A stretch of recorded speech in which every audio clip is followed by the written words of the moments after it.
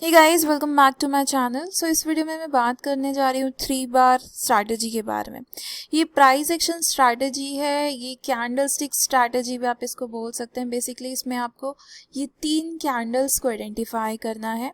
सो इसमें पहली कैंडल एक बुलिश कैंडल होनी चाहिए, सेकेंड कैंडल भी एक बुलिश कैंडल होनी चाहिए और थर्ड कैंडल स्पिनिंग कैंडल होनी चाहिए या फिर इंडिसाइसिव कैंडल होनी चाहिए। अब थर्ड कैंडल पर यहाँ पर हम थोड़ा बहुत एडजस्ट कर सकते हैं। यहाँ पे ये थर्ड कैंडल जो है एक स्पिनिंग कैंडल भी हो सकती है, एक डोजी कैंडल भी हो सकती है, एक स्टार कैंडल भी हो सकती है।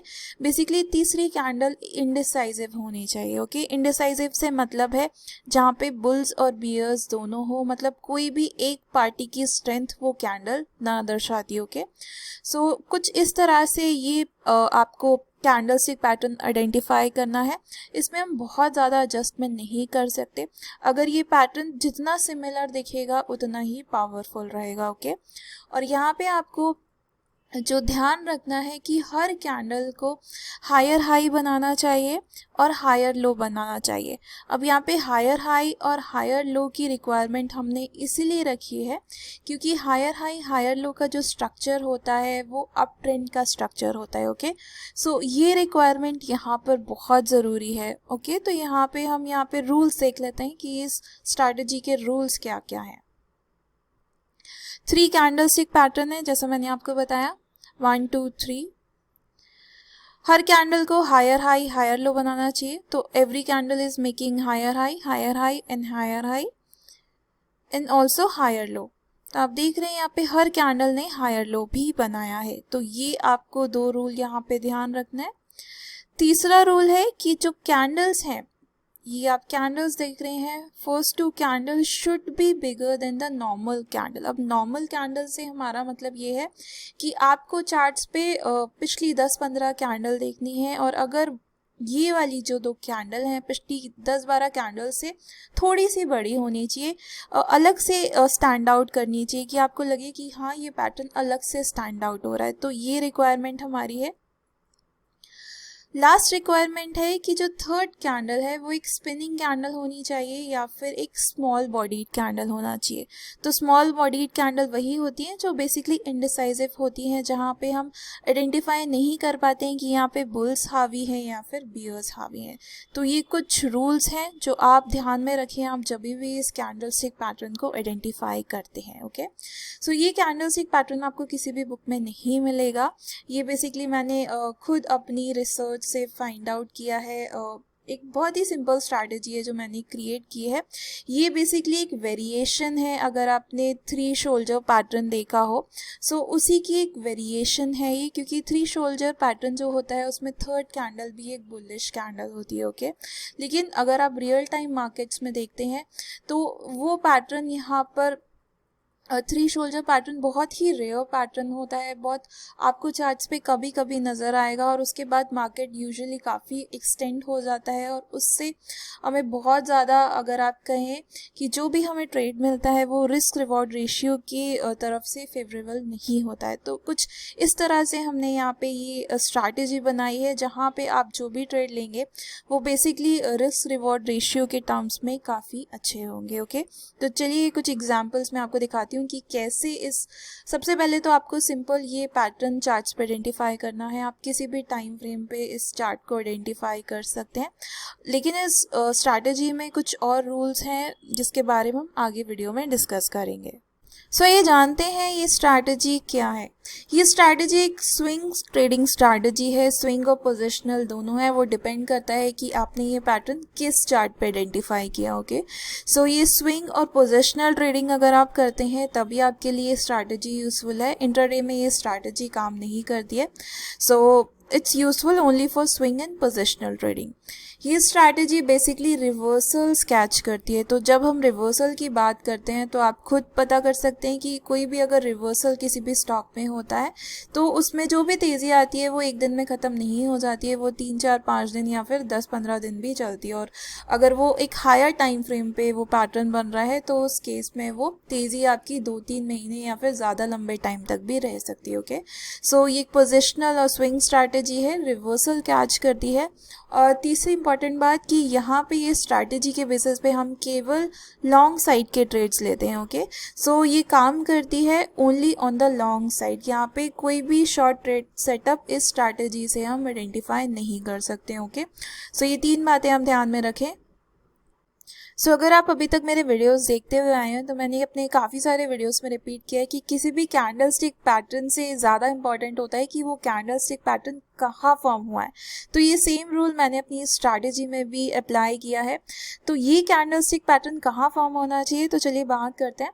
तो ये जो कैंडल स्टिक पैटर्न एक अच्छे डाउन ट्रेंड के बाद फॉर्म होना चाहिए। अब वो डाउन ट्रेंड किसी भी टाइम फ्रेम का हो सकता है, तो ये आप ध्यान में रखिए। डाउन ट्रेंड में आपको पता है कि आपको डाउन ट्रेंड कैसे आइडेंटिफाई करना है। डाउन ट्रेंड का स्ट्रक्चर लोअर लो लोअर हाइस का होता है। तो अच्छी गिरावट के बाद ये पैटर्न्स बनना चाहिए। अप ट्रेंड में अगर ये पैटर्न बनता है तो ये वहाँ पर काम नहीं करेगा। तो डाउन ट्रेंड में अगर ये पैटर्न बनता है तभी काम करेगा, क्योंकि एक लॉन्ग ट्रेड सेटअप है और हम यहाँ पे रिवर्सल कैच कर रहे हैं। तो आप समझ सकते हैं कि ये सेटअप कहाँ पे काम करेगा। ओके, तो उस केस में आपको कुछ इस तरह का स्ट्रक्चर आप यहाँ पे देख रहे हैं कि एक लंबी गिरावट हमें देखने को मिलती है, उसके बाद एक रिकवरी आती है और फिर दोबारा से एक रीटेस्ट होता है। ये जो लो यहाँ पर बना है उसका रीटेस्ट होता है और उसके बाद जो रिकवरी होती है उस रिकवरी में हमें ये पैटर्न बनता हुआ नज़र आता है। तो बेसिकली एक डब्ल्यू पैटर्न की तरह बनता है। आप इसे डबल बॉटम भी कह सकते हैं। अगर आप को डुअल थ्योरी के बारे में पता है तो आपको डबल बॉटम पैटर्न के बारे में भी पता हो। तो उस केस में जो आपका सेकंड बॉटम है उसमें ये कैंडल से एक पैटर्न अगर आपको बनता हुआ दिखाई देता है तो ये वहाँ पर काफ़ी ज़्यादा इंपॉर्टेंट हो जाता है। ओके, तो इस तरह से आपको इस पैटर्न को आइडेंटिफाई करना है। अब बात करते हैं कि इसको हम ट्रेड कैसे करेंगे। तो इसको ट्रेड करना भी बहुत सिंपल है। तो चलिए आगे वीडियो में डिस्कस करते हैं। तो ये पैटर्न मैंने जैसे अभी डिस्कस किया कि ये सेकंड बॉटम में यूजुअली पैटर्न आप आइडेंटिफाई कर सकते हैं या फिर आपको देखने को मिलेगा। कुछ केसेस ऐसे हो सकते हैं कि मार्केट थोड़ा लंबा कंसोलिडेट करता है तो आपको थोड़ा लंबा कंसोलिडेशन के बाद ये पैटर्न देखने को मिले, या फिर आपको फर्स्ट बॉटम में ये कैंडलस्टिक पैटर्न देखने को मिले। तो इस स्ट्रैटेजी की भी अलग अलग वेरिएशंस हैं, तो वो इस वीडियो में हम डिस्कस नहीं करेंगे, वो मैं अपने आने वाले वीडियोज़ में डिस्कस करूँगी। ये सबसे सिंपल है इसको आइडेंटिफाई करना, क्योंकि डबल बॉटम आप लोग इजीली आइडेंटिफाई कर सकते हैं। तो मैं यहाँ पे इसका सिंपल वर्जन आप लोगों के साथ शेयर कर रही हूँ। ओके, तो आपको अब पता है कि आपको ये पैटर्न कहाँ पे आइडेंटिफाई करना है। पहले तो ये पैटर्न आइडेंटिफाई करना है, उसके बाद देखिए क्या ये हमारी ये रिक्वायरमेंट पूरी कर रहा है कि ये एक डाउन ट्रेंड में है और एक सेकंड बॉटम पे ये कैंडलस्टिक पैटर्न फॉर्म हो रहा है। सिंपल इतना। ओके, तो चलिए बात करते हैं कि हम इसको ट्रेड कैसे करेंगे। सो यहाँ पे एक एग्जांपल आप देख रहे हैं। तो इस केस में हमने एक अच्छा डाउन ट्रेंड देखा, उसके बाद ये बॉटम फॉर्मेशन आप देख सकते हैं, एक पिन बार यहाँ पे बना, एक रिकवरी हमने देखी, उसके बाद रीटेस्ट हुआ और उसके बाद यहाँ पर आप देख सकते हैं ये डब्ल्यू फॉर्मेशन यहाँ पे आप देख रहे हैं। तो यहाँ पे हमें ये पैटर्न बनता हुआ नज़र आया। उसके बाद आप देख सकते हैं अच्छी खासी तेज़ी हमने स्टॉक में आगे देखी। ओके, सो इस तरह से आपको चार्ट्स पे आइडेंटिफाई करना है ये पैटर्न। सिमिलरली आप यहाँ भी देख रहे हैं कि यहाँ पे हमने गिरावट देखी, बॉटम बना, उसके बाद रीटेस्ट हुआ, फिर ये यहाँ पर आप देख सकते हैं ये पैटर्न बनता हुआ नज़र आया। Then we see a sharp rally in the stock. So यहाँ पे एक और एग्जांपल है, आप देख सकते हैं ये लोअर लो लोअर हाइस का स्ट्रक्चर हमें स्टॉक में देखने को मिल रहा था। ये देख सकते हैं एक डाउन ट्रेंड में था स्टॉक। उसके बाद आप यहाँ पे अगर देखेंगे तो यहाँ पे फर्स्ट बॉटम में ही ये पैटर्न बनता हुआ नज़र आया। ओके, सो इस तरह के केसेस भी आपको देखने को मिल सकते हैं। और उसके बाद आप देख सकते हैं कि फिर हमें स्टॉक में रिकवरी देखने को मिली। सो यहाँ पे भी आप देख रहे हैं यहाँ पे गिरावट देखी, हमने रिकवरी देखी, देन गिरावट, और तीसरी रिकवरी में आप देख सकते हैं ये यहाँ पे रीटेस्ट होने के बाद इस लेग में हमें ये पैटर्न बनता हुआ नज़र आया। तो बहुत सिंपल है इसको आइडेंटिफाई करना। आई गेस आप इजीली आइडेंटिफाई कर सकते हैं। अगर आपके अभी भी कोई क्वेश्चंस हैं तो आप मुझे कमेंट सेक्शन में लिखकर पूछ सकते हैं। ओके, तो चलिए अब जानते हैं कि इसको हम ट्रेड कैसे करेंगे। इसको कैसे ट्रेड करना है उससे पहले मैं आपको इस स्ट्रैटेजी का लॉजिक बताना चाहती हूँ, क्योंकि अगर आपको लॉजिक पता होगा तो आप इसको बहुत इजीली ट्रेड कर सकते हैं। आप समझ सकते हैं कि एक्चुअल में ये स्ट्रैटेजी काम क्यों करती है। ओके, तो जैसा मैंने आपको बताया कि ये कैंडलस्टिक पैटर्न एक डाउन ट्रेंड के बाद फॉर्म होना चाहिए। ओके, अब इस कैंडलस्टिक पैटर्न का अगर आप स्ट्रक्चर देखें तो ये एक अप ट्रेंड का स्ट्रक्चर है। दैट मीन्स जो अब तक डाउन ट्रेंड हम देख रहे थे वहाँ से एक रिवर्सल में ऑलरेडी मार्केट या फिर जो भी स्टॉक आप देख रहे हैं आ चुका है या फिर आ सकता है। ओके, तो पहली बात इसका एक स्ट्रक्चर आपको कंफर्म करना है कि यहाँ पे अप ट्रेंड हो सकता है या फिर मार्केट अप ट्रेंड में दोबारा से आ सकता है, पहला लॉजिक।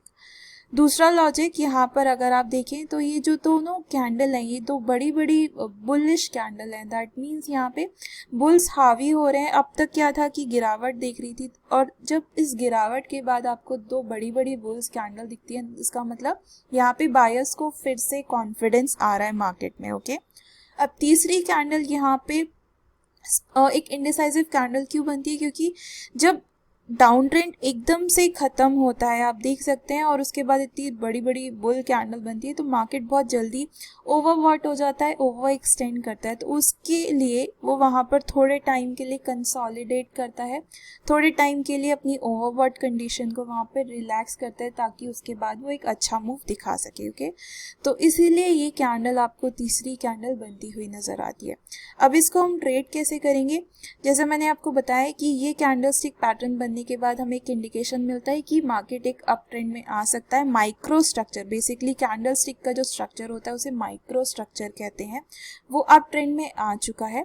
और तीसरी कैंडल आपको बताती है कि ये थोड़ा सा ओवर एक्सटेंड हो चुका है, यहाँ पर मार्केट थोड़ा सा रिलैक्स करना चाहता है या फिर स्टॉक रिलैक्स करना चाहता है। ओके, तो इसके बाद हमें यूजुअली थोड़ा सा कंसोलिडेशन स्टॉक में, या फिर आप जो भी मार्केट देख रहे हैं, इंडेक्स देख रहे हैं, कमोडिटीज़, या फिर आप इवन अगर आप फॉरेक्स ट्रेड भी करते हैं तो ये स्ट्रैटेजी हर मार्केट में काम करती है। ओके, तो इस पैटर्न के बाद यूजुअली स्टॉक थोड़े टाइम के लिए कंसोलिडेट करता है।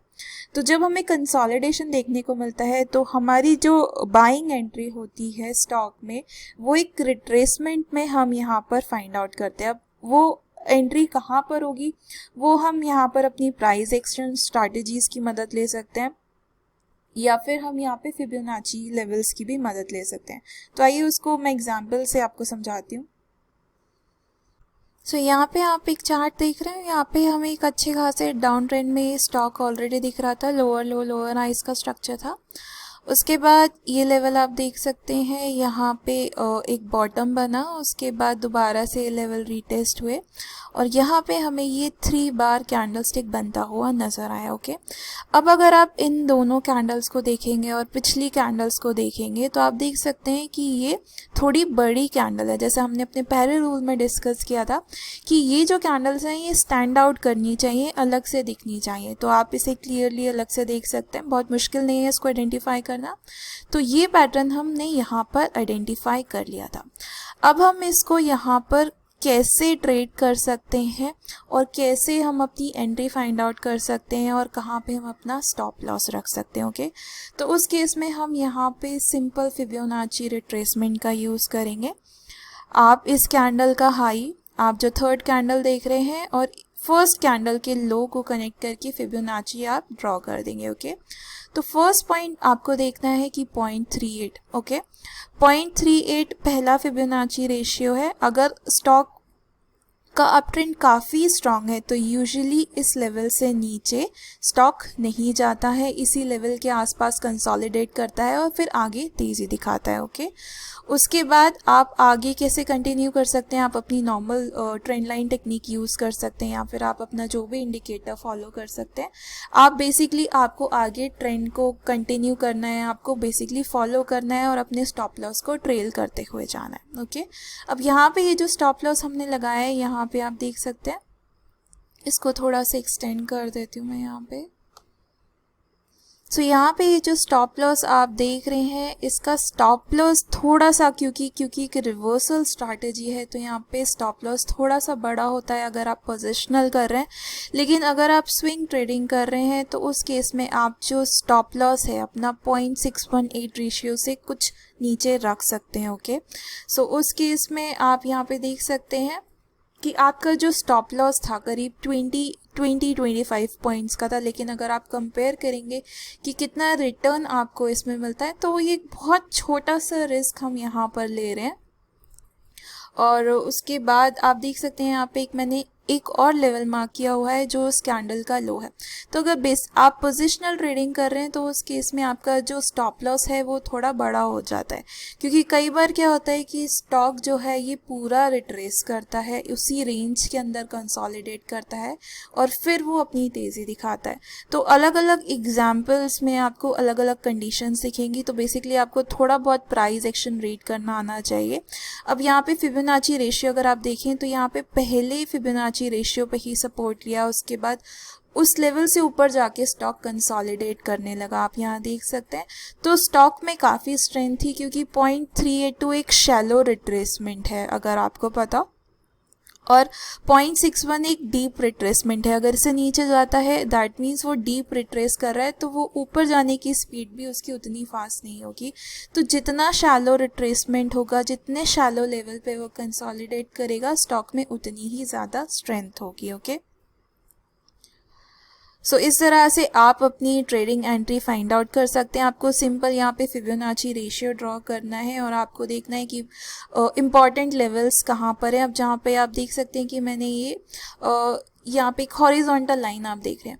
अब ये एक बड़ी बियरिश कैंडल थी, तो इस तरह की कैंडल्स का भी मैंने एक डिटेल्ड वीडियो बनाया। तो इस कैंडल का जो बेसिकली ओपन और क्लोज प्राइस होता है वो एक रेजिस्टेंस का काम करता है। ओके, तो अब ये रेसिस्टेंस यहाँ पे क्रॉस हो चुका है, तो यही लेवल सपोर्ट का काम करेगा। तो इसलिए मैंने ये सपोर्ट लेवल्स मार्क करे थे कि स्टॉक जब तक इस लेवल के ऊपर सस्टेन कर रहा है, इसके ऊपर जाने के चांसेस ज़्यादा हैं, या फिर अगर इस लेवल के आसपास आता है तो मैं यहाँ पर स्टॉक में प्राइस एक्शन नोटिस करके हम यहाँ पर अपनी स्टॉक में एंट्री फाइंड आउट कर सकते हैं, क्योंकि हमारे पास जो स्टॉप लॉस है बहुत ही पास है, बहुत ही कम है।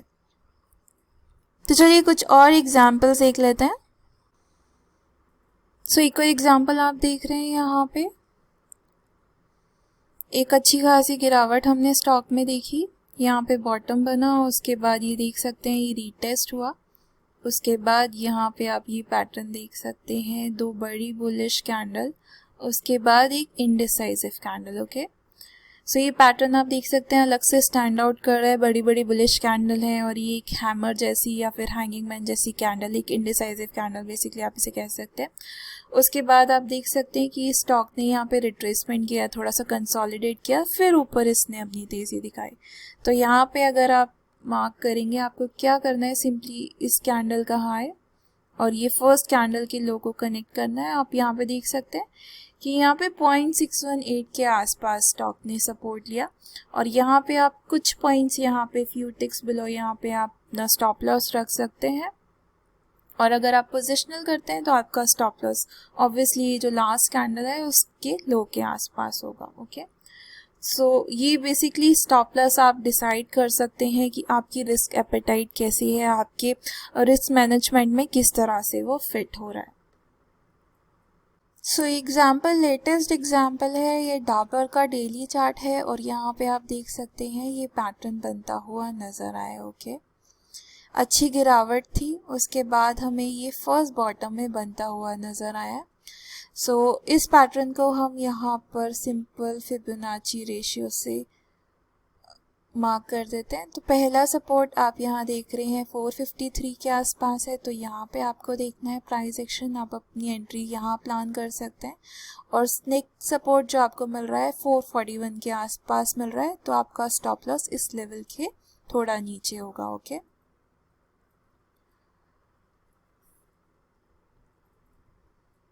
सो इसको हम साथ साथ फॉलो करेंगे। अगर आप इसको फॉलो करना चाहते हैं तो फेसबुक ग्रुप का लिंक नीचे दिया हुआ है, आप उस पेज पर जाके उस ग्रुप को ज्वाइन कर सकते हैं। उसके सारे इस पैटर्न के सारे अपडेट्स, स्ट्रैटेजी के सारे अपडेट्स आपको उस ग्रुप में मिल जाएंगे। ओके, सो नाउ ये स्ट्रैटेजी मैंने टेस्ट की हुई है, मैंने ट्रेड की हुई है, आप लोगों के लिए नहीं है। तो पहले आप इस स्ट्रैटेजी को बैक टेस्ट कीजिए, जितना बैक टेस्ट कर सकते हैं, थोड़ा इसमें कॉन्फिडेंस डेवलप कीजिए, उसके बाद इसको ट्रेड करना शुरू कीजिए।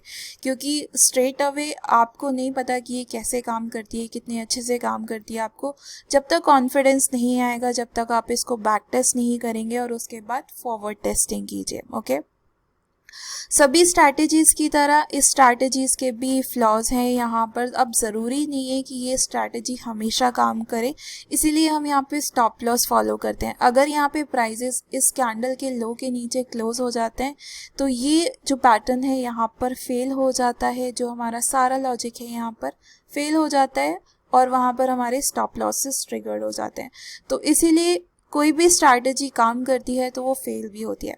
इस स्ट्रैटेजी का विन रेशियो करीब 60 to 70% का है। मतलब अगर आप 10 ट्रेड ले रहे हैं तो हो सकता है आपके 6 और 7 ट्रेड वहाँ पर सही जाएं और आपके 3 या 4 ट्रेड वहाँ पर गलत जाएं। ओके, तो इसीलिए स्टॉप लॉसेस फॉलो करना ज़रूरी है, क्योंकि अगर आप स्टॉप लॉसेस मेंटेन करते हैं तो आपके जो लॉसेस होते हैं वो बहुत छोटे होते हैं और आपके जो प्रॉफिट्स होते हैं वो काफ़ी ज़्यादा बड़े होते हैं। तो उस केस में आपका जो ऑफसेट होता है वो प्रॉफिट में ही होता है। ओके, सो इस तरह से आप इस स्ट्रैटेजी को पहले बैक टेस्ट कीजिए। अगर आपको समझ में आती है उसको तभी फॉलो कीजिए, अगर आपको समझ में नहीं आती तो इसको फॉलो ना करें। और वीडियो पसंद आया हो तो लाइक ज़रूर करें। और इस टाइम पे बहुत सारे ऐसे चार्ट्स हैं जिस पे ये पैटर्न करेंटली फॉर्म हुआ है, तो इस टाइम पे आप चार्ट्स को जाके बैक टेस्ट कीजिए। इनफैक्ट आपको फॉरवर्ड टेस्टिंग करने का भी पूरा मौका मिलेगा, क्योंकि करेंटली बहुत सारे चार्ट्स हैं जिन पे ये पैटर्न बन रहा है अभी, या फिर इन द प्रोसेस है, या फिर बन चुका है, ताकि आप बैक टेस्टिंग और फॉरवर्ड टेस्टिंग दोनों कर सकें। आप देख सकें कि इस पैटर्न के बाद प्राइजेस किस तरह से अनफोल्ड होते हैं, किस तरह से आपको अपनी ट्रेडिंग एंट्री फाइंड आउट करनी है। और टारगेट की बात करें तो यहाँ पर यूजुअली टारगेट जो पिछली स्विंग का हाई होता है वो इनिशियल टारगेट होता है, और अगर वो स्विंग वहाँ से क्रॉस हो जाती है तो उसके बाद नेक्स्ट स्विंग का हाई हमारा टारगेट होता है। क्योंकि एक रिवर्सल स्ट्रैटेजी है, तो रिवर्सल में स्टॉक कितनी भी तेज़ी दिखा सकता है। आपको बेसिकली प्राइस एक्शन थोड़ा सा रीड करना आना चाहिए, तो आप अपने स्टॉप लॉसेस को ट्रेल करते हैं उस स्टॉक को आगे फॉलो कर सकते हैं। ओके, सो वीडियो पसंद आया तो मेक श्योर लाइक और शेयर ज़रूर करें। मैं आपसे फिर मिलूंगी नेक्स्ट वीडियो में। Till then bye bye, have a happy learning.